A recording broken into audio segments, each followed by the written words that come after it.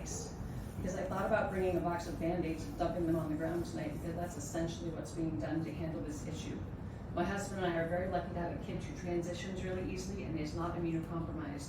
He loves school and it would break his heart for us to pull him out, but we're thinking about doing it if this is not addressed. What about all the children in the NECC? Barnstable is the only district that offers that program. There are some families that cannot make the decision to pull their child out of Barnstable for school choice. As a therapist and a mandated reporter, I can imagine some of you are too. I can tell you how damaging it is for a child to tell an adult something concerning or bothersome to them and have the adult do nothing about it. It's disheartening to hear the number of children who are coming to their homes and telling their parents about the mold they see after being told that there's no mold. Small windowless office due to our spaces being negatively impacted by mold over the summer. Our offices are one of the few areas in the building that still have carpeting, and we were shocked to see the carpets were not removed upon our return in August.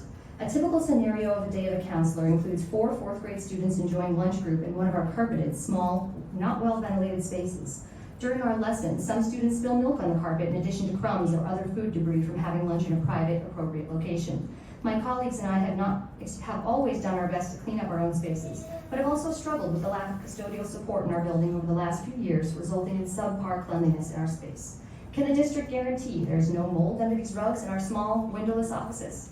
Students need to feel safe and comfortable in these office spaces to share troubling information from school, home, or in the community. Currently, our counseling department is operating out of one large shared room and bringing students to our offices for short periods of time, not to offer them privacy. If you have to go to the hospital, then you go to the hospital, but if not, you're in school. So I couldn't miss school. So if I missed school, then I was sick.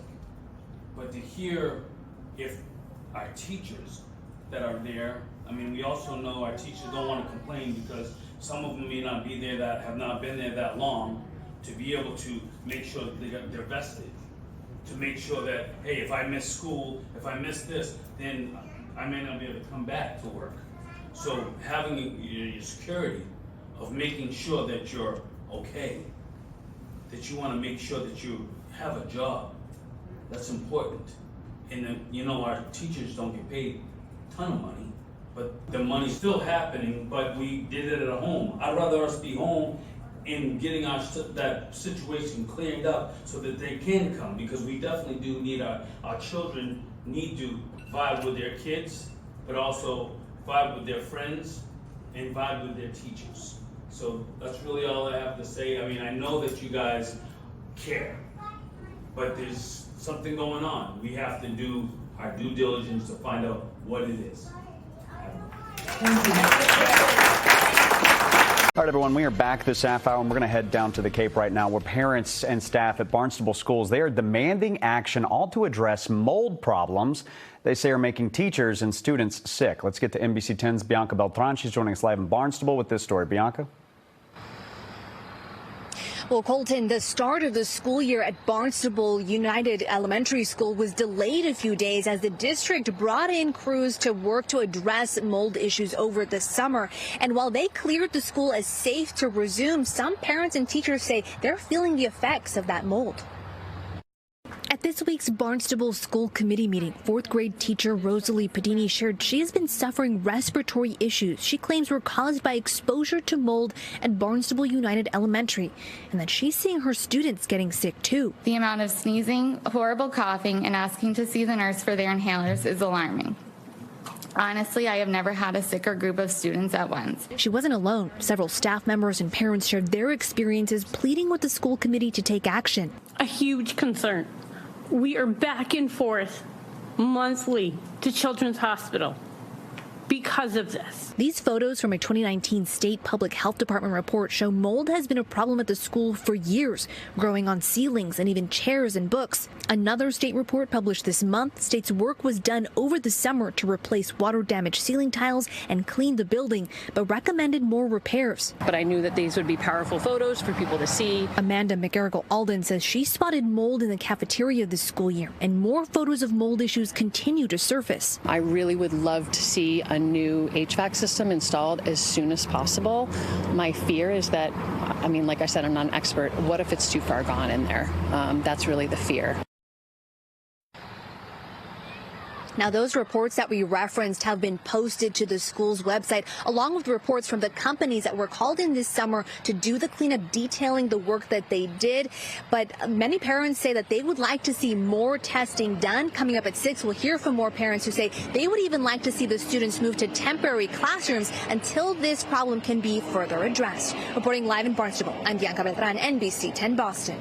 Well, we are also this evening talking about concerns about mold at a Las Cruces elementary school. Has several people reaching out to KFOX 14 for answers. KFOX 14 News at 5's Ariana Parra spoke to district officials today. She is live in Las Cruces with what they're doing to try to handle that situation. Ariana. Well, right now I'm standing here at Conley Elementary School, which has been around since the 50s. Now, today, that school is being tested, the entire building, for mold. Today I spoke to the superintendent one-on-one, who tells me that the one classroom that prompted this entire inspection actually had a test comes back and shows that it's within the acceptable range for mold spores. Still, he did decide to evacuate the classroom completely. We went and inspected the room immediately, and then by the next day we were able to then move the kids out and the teacher, and then send out communication to our parents. Ignacio Ruiz is the superintendent of Las Cruces Public Schools. He says on top of removing kids from that classroom, he also issued N95 masks for teachers to use if it made them feel more comfortable. However, he does maintain that there is no indication that the masks are actually necessary for anyone's overall health. Ruiz says he has put in air filters throughout the school as he awaits the new report from the third-party company that he contracted to test the entire school. Julie Wojtko is the president and Las Cruces representative of the National Education Association of New Mexico. She tells me that while she is concerned about the potential situation, she's happy with the district's swift response. When I laid out my concerns and told them what I wanted, within 5 minutes, Steve Rodriguez, the chief of operations, had portable air filters out there. He had masks out there, and they were just very responsive. Now, like I mentioned, this entire school behind me is getting tested for mold, and that report is supposed to come back by Thursday. Now, Superintendent Ruiz says then he will go ahead and move forward with the findings depending on what they are and make a plan from there. For now, I'm reporting live in Las Cruces. Ariana Parra, KFOX 14 News at 5. Mold mitigation work will get underway at South Hadley High School this weekend. This as students continue to wait for a new start date to return to class.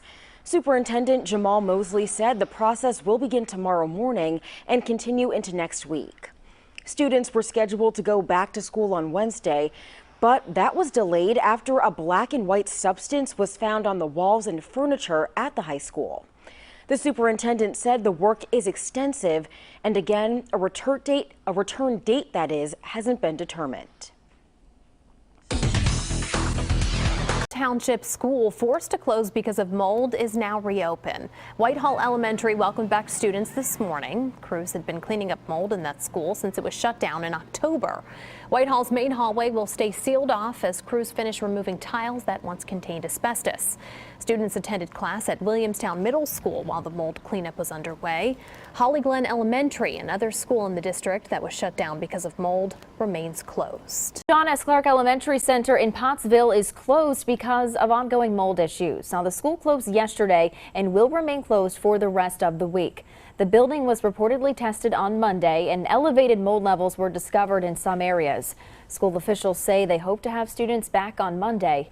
They will use the lower building along with Martz Hall to provide space for classrooms. An update will be provided to parents tomorrow.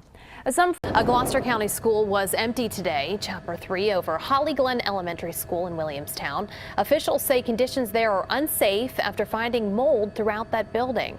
Last night, the district voted to shut the school down for at least 3 weeks. Students will be temporarily moved to other area schools. There's no word on exactly how long it will take to remove the mold.